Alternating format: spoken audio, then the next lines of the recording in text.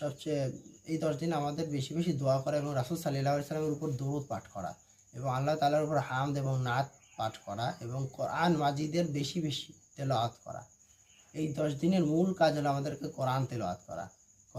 কোরআন মাজিদে আল্লাহ তাআলা দুনিয়ার সমস্ত ভালো কাজ এবং দুনিয়ার সমস্ত মন্দ কাজ এবং রান্নাঘর থেকে রাষ্ট্র পরিচালনা করা পর্যন্ত সমস্ত কিছুর কথাই কোরআন মাজিদে আল্লাহ তাআলা বলে দিয়েছেন। আসুন আমরা চেষ্টা করি বেশি বেশি কোরআন মাজিদ পড়ার, বেশি বেশি কোরআন মাজিদ পড়ার চেষ্টা করি, যাতে করে আমরা এলেম অর্জন করতে পারি এবং তদ অনুযায়ী জীবন গঠন করতে পারি এবং পরিবারদেরকেও সেই অনুযায়ী জীবন গঠন করানোর চেষ্টা করাতে পারি। আসুন চেষ্টা করি আমরা বেশি বেশি কোরআন মাজিদ তেলাওয়াত করার। এখনও যারা কোরআন মাজিদ তেলাওয়াত করতে পারেন না, আমি তাদেরকে অনুরোধ করব, হয়তো মাসে 500 টাকা খরচ করেন, করে একজন হাফেজ রাখেন। এখন প্রত্যেক এলাকায় প্রত্যেক গ্রামে গ্রামে হাফেজ আছে, ইনশাল্লাহ আছে। আপনি 500 টাকা খরচ করেন,